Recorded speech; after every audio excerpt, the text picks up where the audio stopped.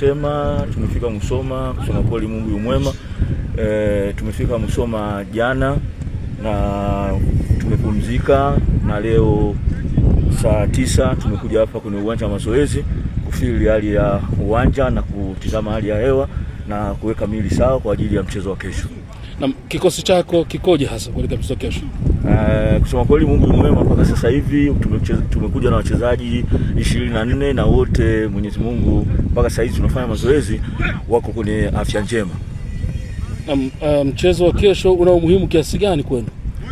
Mchezo wa kesho una umuhimu mkubwa kwetu kwa sababu tuko kwenye nafasi ya pili, na ili tu maintain hiyo nafasi lazima tushinde mechi ya kesho. Tunatambua kwamba mchezo wa kesho ni mgumu, tunacheza na timu ya Biashara ambayo kiuhalisia unaiona iko chini, lakini kusema kweli ni timu ngumu kwa sababu bila kupokwa pointi zao 15 sidhani kama wangekuwa wako chini. Kwa hiyo tunajua kabisa mchezo wa kesho utakuwa mgumu na utakuwa wa ushindani, lakini sisi kama Mbeya City dhamira yetu iko pale pale ya kushinda mechi na hatimaye kurudi ligi kuu.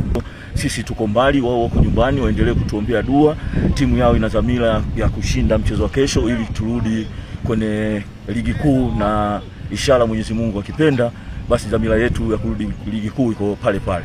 Na umeshiriki kwenye ligi kuu kama mchezaji, baadaye kocha, safari hii uko kama mwalimu kwenye championship. Unauonaje sasa ugumu wa championship kwenye msimu huu? Kusema kweli ligi ya championship safari hii nilikuwa na timu ya yefu tukaipandisha.